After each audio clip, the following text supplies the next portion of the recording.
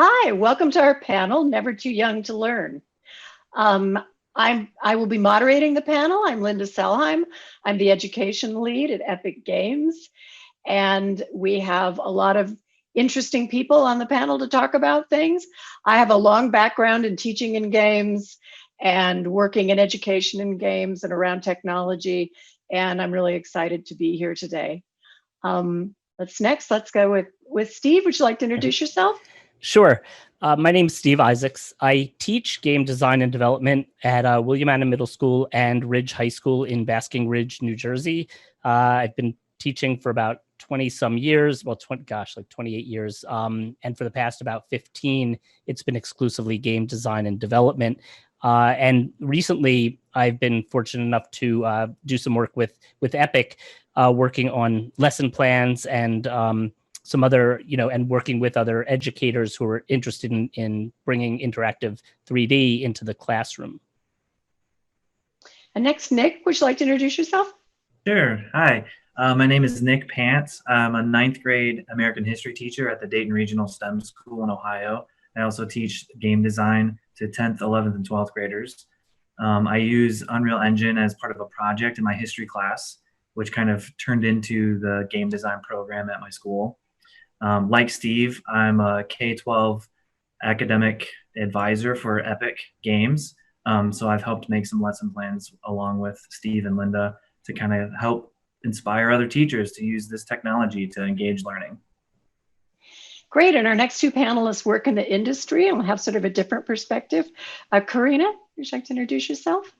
Hi, my name is Carina. I'm a game producer with a mission to bolster Canadian game development talent.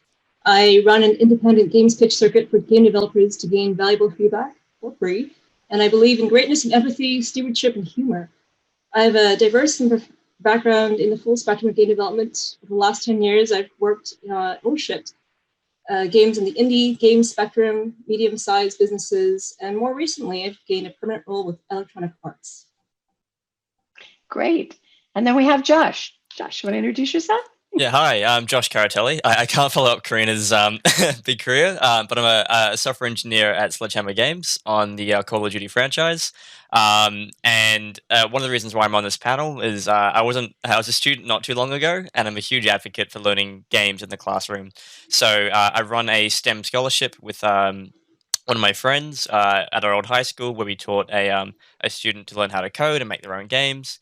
And in the past several years, I've gone to lots of different high schools and spoken at lots of different education conferences, more anecdotally and advocating for, hey, my test scores went up when I started learning how to code and make games and everything. So how about we look into that? And yeah, that's why we're here today. That's great. Well, I'm going to start off with a question about education and technology. We're doing a lot of really interesting things at Epic in the secondary space. And so my first thought for the panel is technology is an integral part of the learning experience now, and with the focus on secondary education.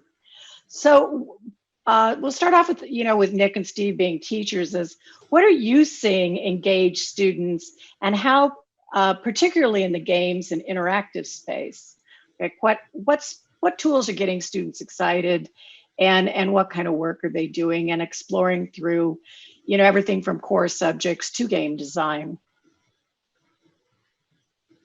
Good. Well, I think students of all ages, I mean, I've seen it as young as 6th grade, they're just excited to learn the technology that they know and love. I use Unreal Engine and Maya 3D, 3ds Max, so they really get excited about the coding, the visual scripting, using the game engines, doing the modeling. I think they are eager to learn the skills that can solve the problems that they're going to have to deal with once they graduate. In my experience, I'm at a STEM school, but regardless, I think students all across the world are excited to learn the skills that will make them competitive to solve the problems. Like, they're living in this world just like we are. And I think once we open the door to those professional skills, they're very eager to jump right in. They're used to seeing these games and things. So like when we say, yeah, you play video games, but have you ever thought of using the technology to like solve this serious problem? And they're like, no, that's awesome. Let's do it. It's something new and exciting. I've had a lot of success using that approach with my ninth graders. Very cool. Yeah, Steve? Very, very similar. For me, I mean, one thing is, kids love games. Like, there's kind of no doubt about that. So at the onset, teaching with and using games in the classroom certainly brings relevance to the kids, and kind of, teachers like to use the term like meeting kids where they are. And I think we can do that with games.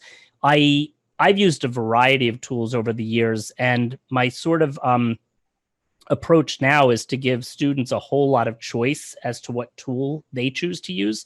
So I teach, I've come to realize I don't have to be the expert with the tools, but rather I can teach the process. So a number of years ago, it started when all kids were talking about was Minecraft. And I felt, if this game is so meaningful to these kids, let me bring it into the classroom and see what they can do with it. And that changed everything for me in terms of my approach to teaching and learning. So as we've gone, it's been interesting too, because, I would use a lot of tools that would be like one student in front of the computer. And if I was using a design team, they would have to have, like one would be the graphic designer and feed stuff to the kid because they couldn't be in the same, environment at the same time. And then with things like Minecraft, that all changed. So kids were in the world together, collaborating in a very organic way. And then, as games evolved and things like there was it might have even been before Minecraft, but Portal 2 has a level editor. And so when we brought that into the classroom, that really excited kids about them, again, creating puzzles in this editor that was pretty easy to use. And then the minute they rendered their level, it was like this beautiful 3D environment. So I think the ease of that transition was great. And then last year or 2 years ago, when Fortnite Creative came out, as I anticipated, kids started asking if they could use that, and that's been huge, which is sort of I'm starting to look at as a springboard, also to hey, Fortnite's created an Unreal Engine, and and we're doing all this automation in Fortnite. Why don't we now move also into that space? So now that I started teaching high school as well as middle school, I see such incredible potential for the growth of our program. But gosh, I mean, when I'm a firm believer that taking and using commercial games, especially the ones, I mean, thank goodness for all these developers like Epic that are creating these tools for content creation. Because whenever I think of a game and I look at I just started playing Fall Guys, and the first thing I think of is I look at that game and I'm like, you know what? They need to create a level editor for this, because kids could just have, I mean, everybody could have such an amazing time doing that. So, my first request ever to any, company. So, EA, Carina, you're on here, let's make like a level editor. We might have it for Madden football or something, but when we could put kids in that role with a product that they're already loving, I think that's the best we could do. Great. I have a little different slant on this that I wanted to ask Carina and Josh, because Josh told me a great story before this panel about his high school years. But, how were your learning experiences influenced by interactive technology, that sort of drove you to where you are now and what you're doing? I know, you want to start first, Carina? Sure, I'd love to. It's a great question. So as a student, I was curious. I embraced challenge. And I don't know if you remember the old school Magic School Bus games. I really liked that. I really liked playing chess. I learned to develop more strategic thinking. So thinking 2 steps ahead for my career, for my education. Brain Age games became a thing on the Nintendo DS, which is portable. So I could take this Brain Age game for arithmetic wherever I went on vacation. I thought it was brilliant as a young student to be able to practice and hone my thinking that way. One thing that really shocked me about embracing games at such a young age was that I learned how to grind for experience. And most importantly, I learned that no matter how high level I was, something unexpected was bound to happen, and I would get knocked back on my feet and back to level 1. That's great. That's great. Josh, I love the story you told me, so you have to share that with the audience. Yeah, sure thing. So, I was in high school, not too long ago, long enough to, at that sort of halfway mark, getting out of there. It's like 5 years now or something, but that's still recent enough. And interestingly enough, that I've always enjoyed school. I've always enjoyed playing games. But one of the things I noticed was around when I was in, I guess these won't sort of match up internationally, but I'll say I was 14, 15 in high school. All these tools started to sort of come out, and the democratization of game development started to happen. So one of those things was Epic's Unreal Engine 3 was released as the UDK, or the Unreal Development Kit, which was super cool because, I got a random ad on Google one day and I went, sweet, I play some of those games. I can, mess around and see what I can do. And the really interesting thing was, I was always decent at maths, but I had a real big interest in maths and physics and learning, sort of the sciences and stuff as well, and even learning to code once I started using those game development tools. And you can actually plot my grades on a curve of when I started using game engines, and whether it's Unreal or or Unity or Game Maker or whatever it was, right? As soon as I started coding and making games myself, all of a sudden the math score started to tick up, even to the point where in my final year of high school, I would do things like instead of so for, like my physics questions, like for physics, science and physics, I would, write a calculator, or, the big thing actually for me was I recreated Angry Birds in a game engine, and that really helped with projectile motion in physics. And this wasn't like, I didn't start doing this the last year of high school, all the way up until, when I was 14, 15. Instead of doing a poster, I would be like, hey, could I make a game? So one of the games I made was stick figure / cardboard Chuck Norris, who would slide down different ramps and into trampolines, and would hit the trampoline and bounce into different answer boxes. And the different answer boxes were different countries. So, which country has the highest population? Is it India, or is it China, or is it Australia, is it America? And then, people would go through that. And that was super cool because at the time the teachers, don't have as many resources as they do now. That that Epic sort of, pushing through as well, for example. But they still allowed me just to go off in my merry way and do things like that. And then every chance I got, I would, all right, could I make a game for this? Could I do something more than a poster? And that's been, yeah, I guess I'm just rambling here, but that, not only did I enjoy the assignments more, it made me learn a lot more from it too. And again, those grades ticked up and up and up. I've seen the That's same great. thing. Yeah. Oh, I'm sorry. Go ahead, Nick. No, I was just gonna like kind of piggyback off that. Like I've seen the same thing with my students where, teenagers especially, they're so good at playing a video game and then failing and dying in that game, but then wanting the challenge to get back up and continue playing. There's something about games that makes students want to continue to play after they fail. So why not tap into that by bringing games into the classroom? Like the students, that's the teacher's dream. We want to find a way that makes them want to continue to learn even after they make a mistake or fail. If they're already doing that and they're enjoying doing that with video games, why not bring video games in the classroom where we can combine the two concepts? Absolutely. And I've seen that. Yeah, go ahead. Yeah, even as Carina was saying before, more from the game perspective, you want to the grind, you want to level up and keep going. It's exactly what you're saying as well, Nick. It's I think students, by the 5th time they've heard the question of how many watermelons can you fit in a car, I mean, I think at that point, whatever. But you have a whole, virtual world or virtual experience that sort of, is tapping into that. Just, hey, this is a more interesting way than talking about watermelons in a car or roller coasters. And also, what I think is so awesome about that, Josh, is that your teachers honored and allowed you to do that, because that's what I'm always looking for. Like I finally started seeing some other teachers come to me and say, my kids are asking if they could do this project in, Minecraft or Fortnite. Is that even possible? And the fact that at least teachers are letting their kids do these alternate, approaches. I mean, if I were a it's funny. My wife used to be a technology integrator in an elementary school.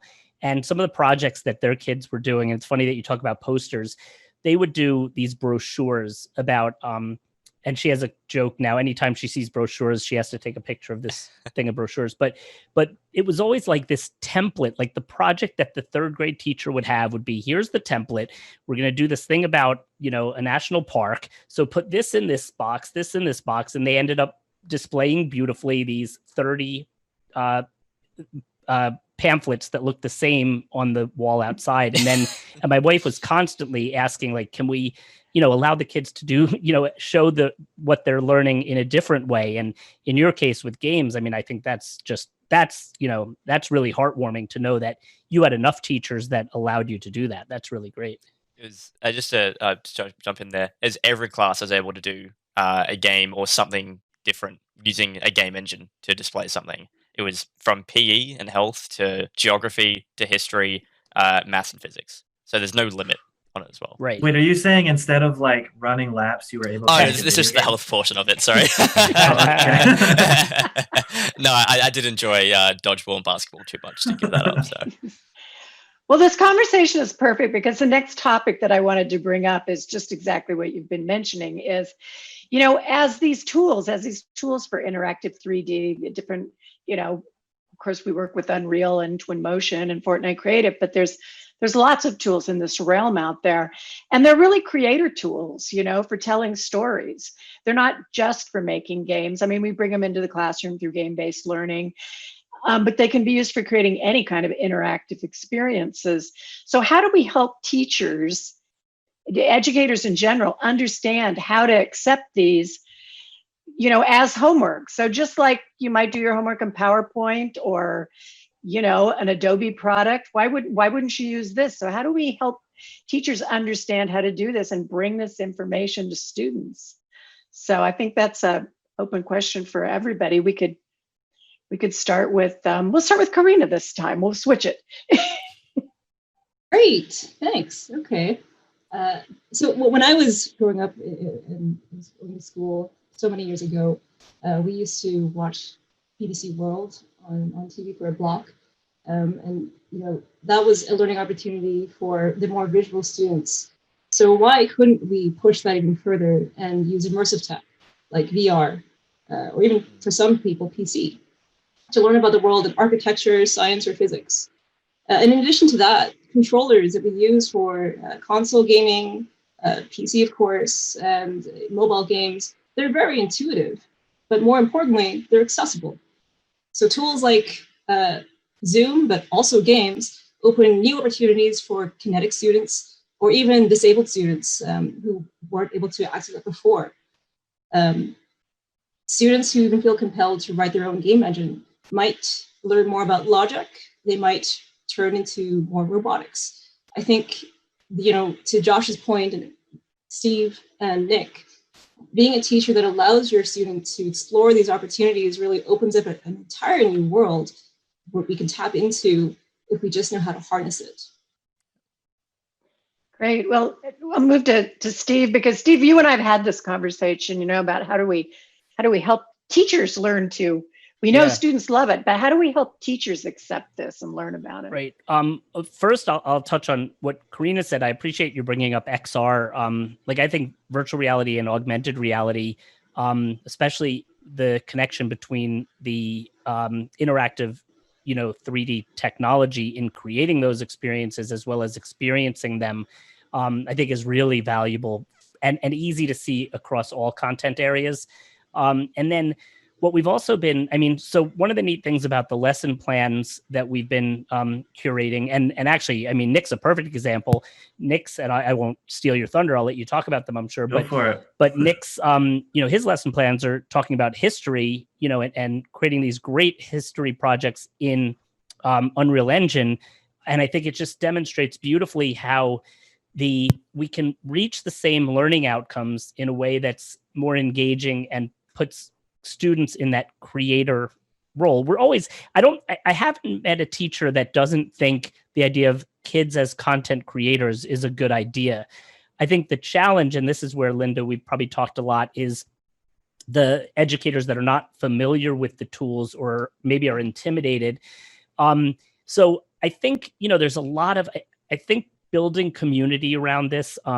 We've been doing for Fortnite Creative, we started running these workshops. We're doing one a month, and the response has been overwhelming. We have 60 people signed up for our next one, which is at the end of August.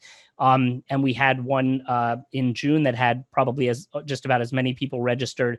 So I think when we present in the right way, that we can help guide teachers down that path and remind educators. To me, a big thing is the educator does not have to be the expert within these tools, really.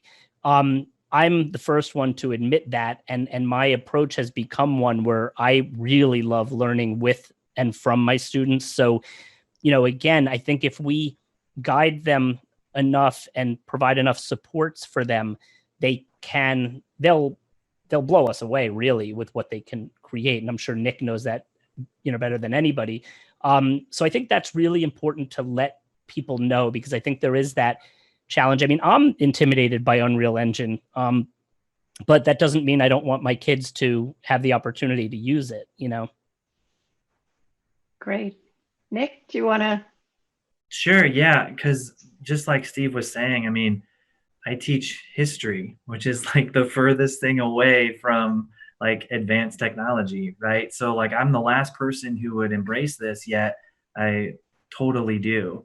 I think the first thing that would be beneficial is to help teachers recognize the power Unreal has in solving problems. Like we all want our students to become competitive in the workforce, to be productive citizens, and to be competitive.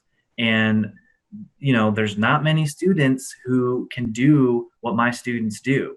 And the only reason is because I introduce it to them. It's not because I know what I'm doing and I like teach it to them. After 2 weeks, they're better at Unreal than I am. And I've been using it for 5 years. It's just, there's something in their brain that clicks. They've been coding for several years, so they know how to look at visual scripting like in a different way, in a way that is, foreign to me. I think teachers are excited to see, like Steve was saying, that the resources are free and that there's so many of them. And the people who are really into Unreal are the same type of people who are vocal on the internet. They're making tutorials. They're out there helping everyone.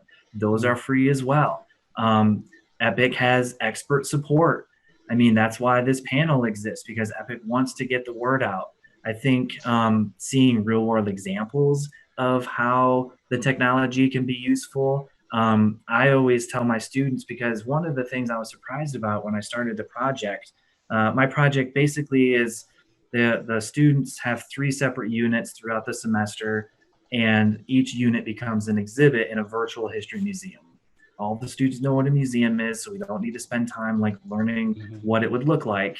And they get to basically see those real world examples. And I always tell the students, like, there's more to it than just video games. I was surprised when so few students actually enjoyed video games. So then I started to say, well, it's really more like architecture. It's more like interior design. Like if you got an artistic approach, then like it doesn't need to be playing like a game. There's a lot more to it. And then all of a sudden, there's just this huge array of possibilities. It's no longer just a video game. It's an interactive 3D experience. It's creating a whole world. It's solving problems that don't yet exist. Like there's so many opportunities that I think we need to get the word out. Teachers need to see how well this fits with all the other buzzwords, project-based learning and 21st century skills and all that stuff. Like if you want to meet those goals, then throw in Unreal, throw in Fortnite Creative, Minecraft. Last year, the science teacher on my team, he started using Minecraft and the kids ate it up. Like I thought Minecraft was for younger students. The 9th graders loved it. So now I'm probably going to be competing with that because we don't want too many video games, but whatever works to get them excited, teachers should be all for. That's great. So Josh, I want to ask you a question sort of in relation to this because of what you shared with us before is how did you talk your teacher into taking these projects and did you influence other students in the class? So Yeah, that was interesting. So I went to a local public school in Melbourne, in Australia, called Elwood College, and it's I think by the time in my final year we only had 80 students in the class, so it's a small school in the first place. So our year was always pretty small, anyways, and so, and you had this really good relationship with teachers, which I think that's something I want to sort of mention. I think that's the really key thing that I'm getting from Steve and Nick is that it's you obviously have a very good relationship with your students in terms of they can suggest things, and there's not like sort of this weird hierarchical thing. It's you're working together to learn stuff. And also the thing Nick mentioned too, just side note, if they've already got a few years experience coding, I'm out of a job in a couple of years, by the way. Just want to point that out. Yeah. But the way I pretty much so there wasn't really like this big push for education and using game engines, you know, when I was doing it, a number of years ago. So what I did is I just we had this first class which we called community projects, and it was pretty much a project based learning class which went for the entire semester. And what we had to do, what we sort of tackled was creating a hydroelectric water wheel. Effectively is what it was, and had a couple of my friends, group of four, a couple of my friends we were doing like a physical model as well, and super cool when it worked to power a tiny light bulb. But again, the point we're trying to get across is, hey, we could power entire cities and blah blah blah blah blah. So I went to my teacher, Nick England, who's been a big supporter of just tech in classrooms and everything now. And I pretty much said, hey, I've been learning how to make games with this tool I've heard about, this Unreal thing. I don't know what it really is, but it's super cool. Can we use that instead of like a poster, just to sort of give a big thing? And sorry, again, rambling here, but long story short, we just sort of brought it to them. So my friend made a 3D model in Blender. We put it all together. It came with some free assets, chucked it all together. And in the presentation, we had the physical model, and then this is what it looked like in real life. So we had one teacher on board. I'm not sure if we'd have every other teacher on board. We had that one, the first teacher on board. And in front of this, the entire, I guess it was year 9, the entirety of year 9, we showcased this thing. And there's just a gasp from the audience going, oh, that looks like Lord of the Rings. Like, that's crazy. And then effectively just a short answer is we showed that, hey, this is what we could do. This is just purely an animation that's done inside a game engine that showcased what could be a thing. And then I used that as a stepping stone to go to the next thing and go, hey, so I think the next thing was my PE class where we were doing a thing on drink driving. I went, hey, everyone else is making videos.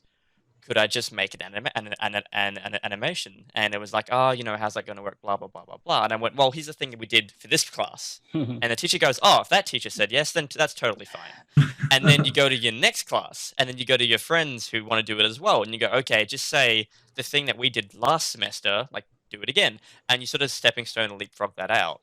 And this is, we didn't have any game classes or anything specific to even robotics or tech, which they have now. That was purely just the stock standard classes. And can we do something more than a poster? Because we've done posters for years and PowerPoint for years, and Crazy's already getting old. It's only been used for a few months, right? So effectively use it as a stepping stone. Yeah, that's great. So on that, I'm going to detour just a little bit, kind of focus this at Steve and Nick at first, and then the grading. Do you think grading projects like this, or what are some of the obstacles of really bringing this into the classroom? And then from a standpoint of Carina and Josh, how can industry help bring these tools in? Sort of a two-part thing. So, and I'm thinking about obstacles for teachers in how to process these projects, like when Josh says, here's my game. How do I grade it next to the poster? Yeah, that's a really great question, and one that I think every teacher wants some kind of magic answer to, but it's actually not that difficult. So with most projects as a teacher, if you have a general rubric that speaks to the learning outcomes that you're looking for, first of all, give the kid that rubric and say, this is what you have to demonstrate. And secondly, as the educator, kind of understand that there are many ways to get at those learning outcomes. So I think it's a cop out to think we can't do that. That's where that poster and brochure becomes so handy, because a teacher sits with a stack of them and, they did they did all these 8 things. Okay, they get a perfect grade, and that doesn't really impress me. But in other words, we do have the opportunity to still ensure that they're meeting the same learning outcomes, and maybe exceeding them. Your question about industry and how industry could support, I think one of the most amazing things, and we talked about this earlier in the call, and I think we already got Josh and Carina committed to come into classrooms and share these stories about your role in the industry. What a great opportunity for kids to hear from industry professionals. I've had a few great opportunities and where kids have actually worked with mentors from, that were industry professionals. And, it's been nice to make these connections and then have a kid who wanted to learn, let's say, Unreal Engine. And I wasn't so proficient, but if I could connect them and they at least had somebody to ask questions to, that's served us really well as well. So I think there's, and the evaluation too, a lot of it to me comes down to the process and reflection on the part of my students. So everything that they do, they end up writing reflection blog posts for me. And that's my main assessment tool. If I can see from their explanation that they could explain the process, they could explain the challenges they encountered, how they overcame those challenges, and that sort of thing, that's when they have the opportunity to say to me, here's what I learned. So I think there are definitely creative ways to do that without that being overly cumbersome. Great. Nick, do you want to?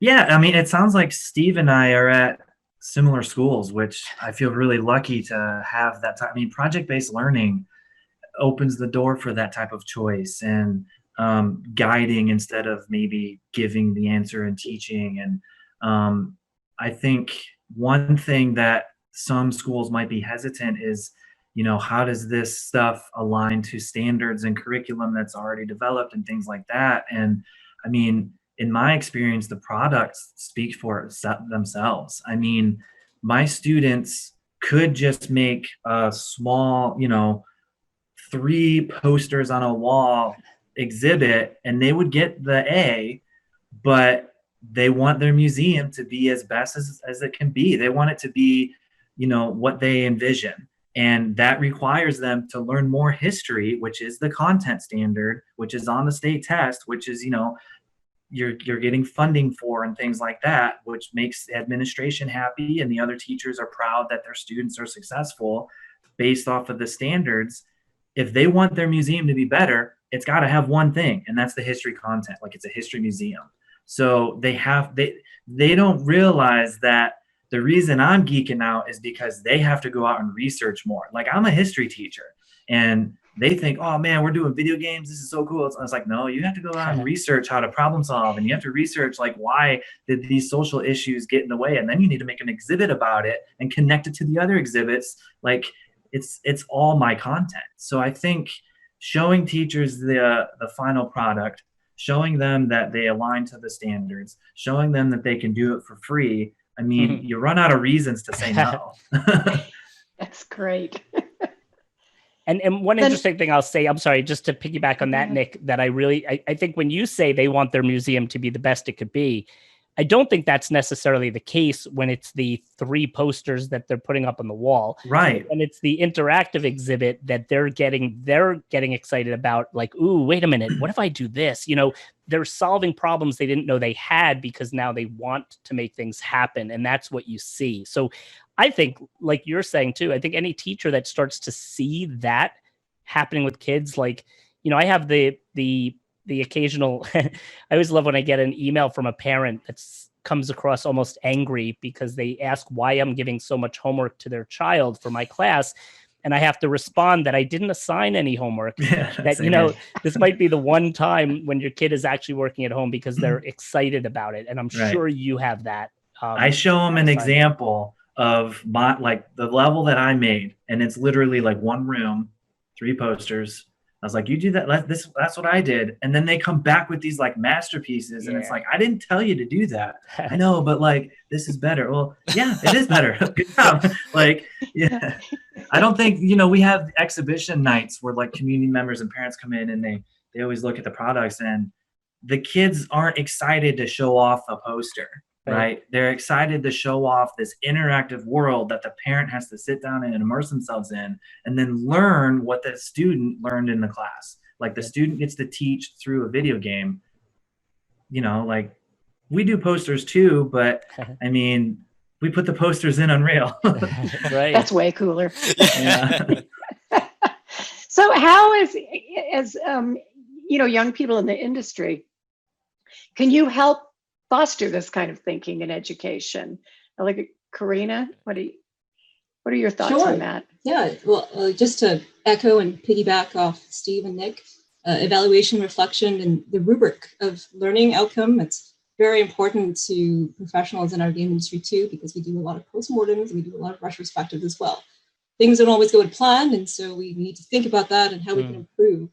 So when it comes to evaluation, I'm not an educator in this space, but I respect that it's a very difficult job, because at the end of the day, we have to teach the students why it's so important to learn this stuff and how does it register with them.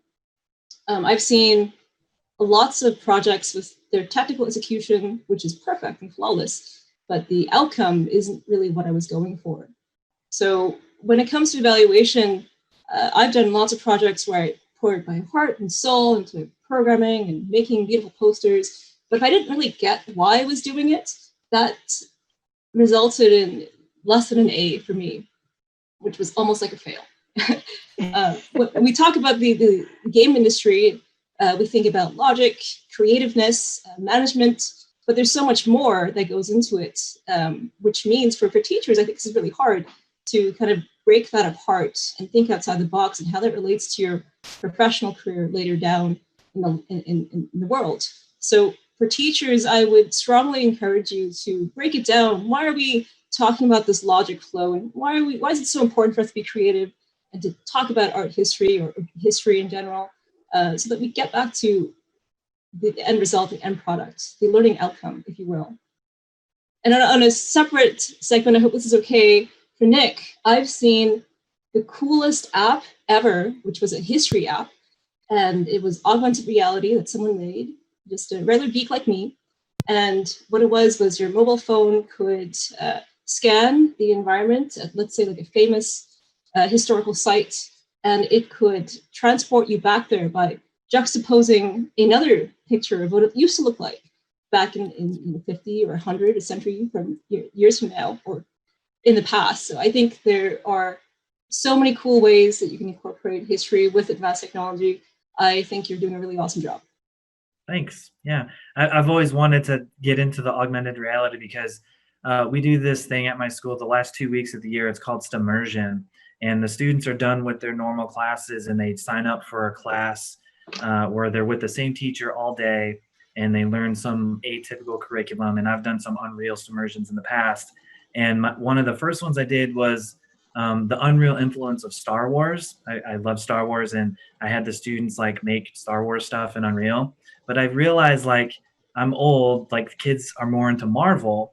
So then I was gonna do, would have been last year. It was gonna be like the same thing, but with Marvel, and we were gonna try to do like an Iron Man augmented reality type of thing with Unreal, and we didn't get to do it because of the pandemic.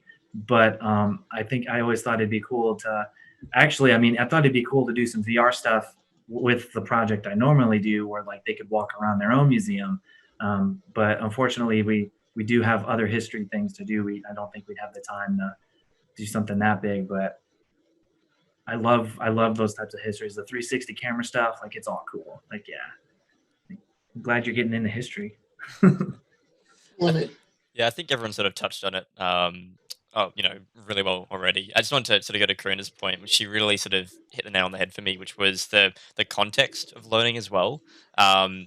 It's even whether it's games or construction or just any industry, most things that we do in the real world outside of school, are project based. It's we have to construct this tower, or we have to go to this mining site and figure out the best way to extract some ore, whatever it may be. And the really cool thing about games is they're really hard. They can be really hard to make, and they're really hard project based things to make as well. And the fact that because it's hard and because it's really interesting, students get really involved in it. And then because they're really involved in it, as Nick was saying before, they go out and sorry, Steve was saying before, they're doing extra. I was doing extra, and I didn't even feel like work, right? And the fact that you got teachers supporting that, and everyone wants to sort of learn more and do more, and the context is better. It just means that I'm just sort of repeating what everyone said before. It just all works, and if you have as long as and that means that whether they go into games later or not or whatever industry, they're getting those real good those real good life skills, and it's about the context of everything. Um, Again, we're not learning about, as I said before, how many watermelons to fit in a car. It's okay, we're learning about history or physics or geography or whatever it may be. And video games and game engines are just a vehicle for helping do that. And I I'm think not that's sure. the way to. Go ahead. I'm sorry. I'm sorry. That's the way to get the teachers more involved in it. I think, like you're saying, it's not just about the technology. It's a tool to get the other learning. It's a supplemental tool. Now, I'm not sure how we're doing on time. But 20 minutes left. Just 20 minutes left. Okay, Carina, are you okay? I know. I think we had a slow start to this one, so I'm needing another PAX panel right now, actually. But how can I help? Well, I think you've been fabulous here. I think you've offered a lot to the conversation, and I know you're going to visit Steve and Nick's classrooms. So I don't know how this works, but if you need to go, I think that's probably okay, isn't it, Josh? You're kind of the master of ceremonies here. I'm just making sure everybody talks. I think Carina's insight was absolutely awesome. Just yeah, and I'm sure that the chat really will enjoyed be meeting having you. questions now as well when this recording goes live. So yeah, thanks so much, Carina. That was awesome. If nothing else, Carina, you got a career in teaching. Yeah. Oh, lovely! Thank you so much. I don't think I could hold a flame to the two of you, so I'll let that up to the professionals. If there's anything that I can just quickly add before I go, this has been such an amazing opportunity. Information can be accessed at any time, and that will augment how education will unfold in the coming century. I would really challenge everyone who's watching this stream to be curious about the physical and virtual world that we live in today. And I really want to nail this into the coffin. Respect your educators because they have experienced many, many things that you have no idea in their lifetime. Thank you so much, everyone. Thanks, Carina. Thank you. See you. Welcome back. And many thanks to Carina for joining us. She had so much great input. So let's go on with this and figure out how to change the world. So looking across industries, game engines and real-time interactive 3D, it's not just for games anymore. We touched on that earlier. I mean, they're playing a role in every industry across automotive, architecture, aerospace, medical, simulation. I mean, it's just so cool, all of the things that are going on. We really have a front row seat to that at Epic. How can we help students and teachers understand playing games as a valuable skill to lead to these careers? And as we talked about, the tools that lead to these careers. I mean, students always get really excited about games. And this is sort of an add-on to this, that at what point do you think they go, maybe I would like to be an architect and use these tools? Or Josh, did you ever think about, doing anything else with the tools? So we could actually start with you. Yeah, great question. I really did, because I think maybe I didn't. I maybe should have touched on it a bit more earlier. But most of the things I used Unreal for wasn't for making games for those, assignments and stuff I got in the class. They were mostly animations or visualizations. Whether it was, how a hydroelectric water wheel works versus, how a plane flies is one of the ones I did as well.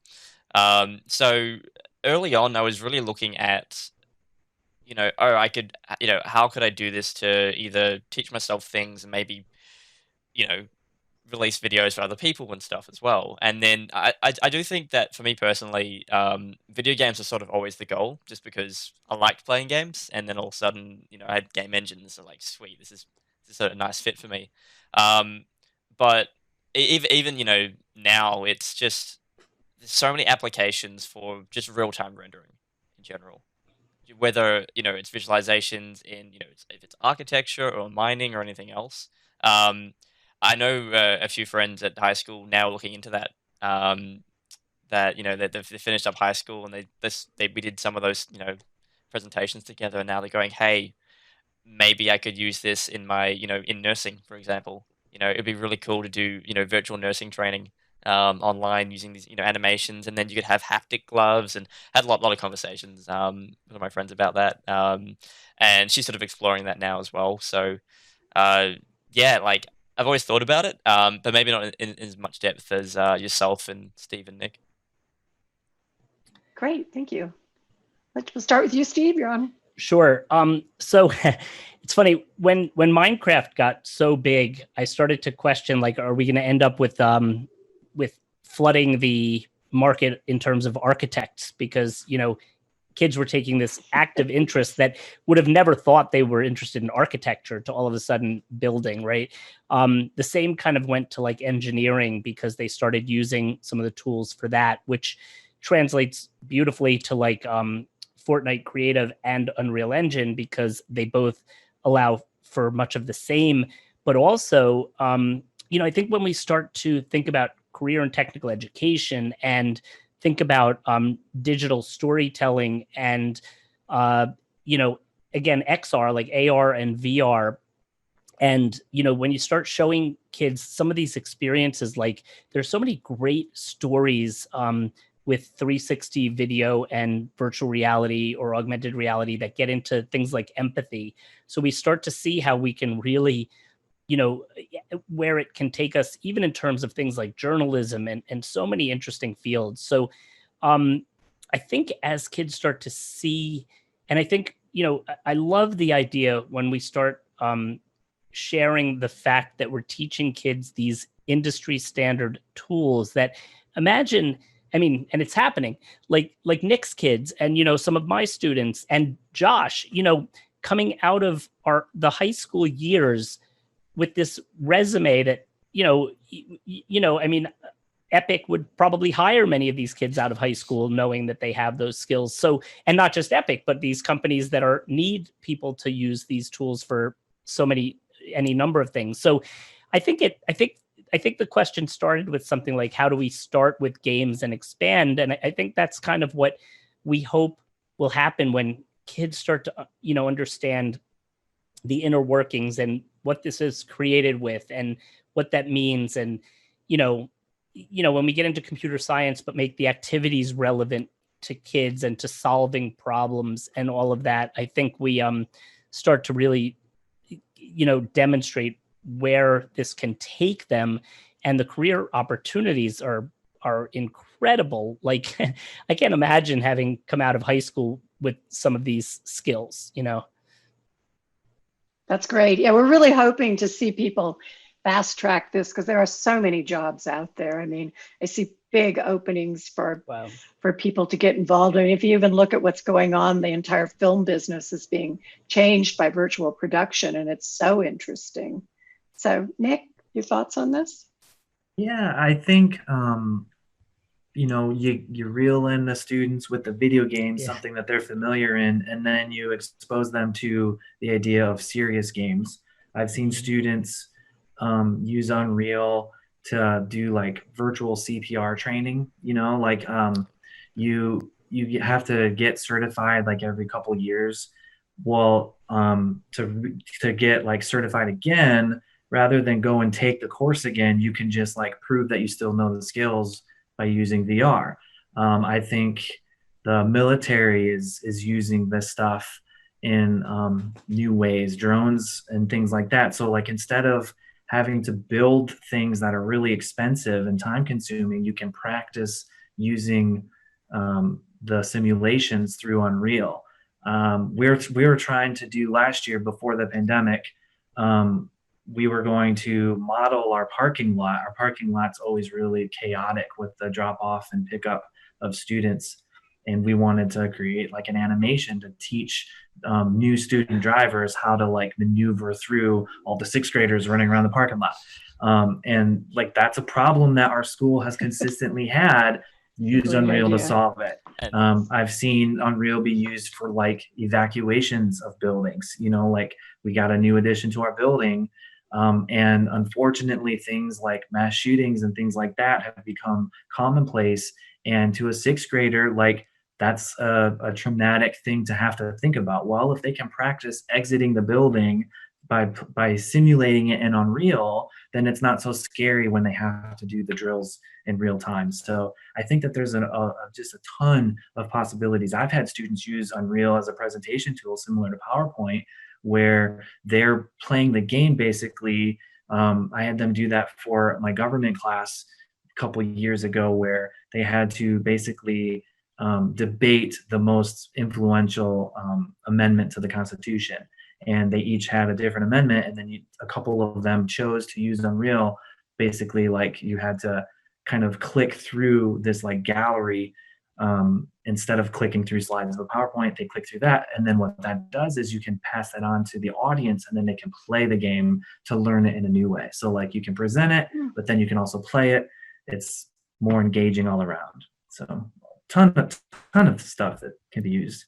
Even just to Yeah, it's quickly, just just to quickly chime in there, even just just disruption again of real time rendering, right? It's I have a few friends who worked happened to be an Unreal game as well. They worked at Opaque Space with the Earthlight, and that totally blew away NASA, where they had their own VR tech and astronaut training, and all of a sudden a bunch of Aussies rock up with with effectively like a much better and faster looking so much better looking and faster astronaut training thing, which then got integrated into astronaut training as well. So I mean, like it's the possibilities really are endless. Yeah, we did it. We worked on a piece. It's called the Creators Field Guide for Emerging Careers. And it came out last year, but we really mapped all the entry level Unreal skills through the window of like 8 careers and looking at automotive and aerospace. But one of the most interesting ones to me that we looked at, and I interviewed an incredible artist, was experiential design. And people kind of go, what is that? But it's everything from, data visualization in 3D to installations to all of this cool stuff you're seeing at rock concerts. Mm-hmm. So, it's really, artists start exploring and pushing the boundaries of the tools. And it's a fascinating area.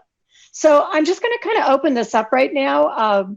We have a few more minutes here, and maybe each of you'd like to sort of wrap things up a little bit on your thoughts. We could do that, or we could talk about designing a dream project for your classes, if you had ultimate control. So I don't know. Which way do you want to go? I'll let the teachers go first.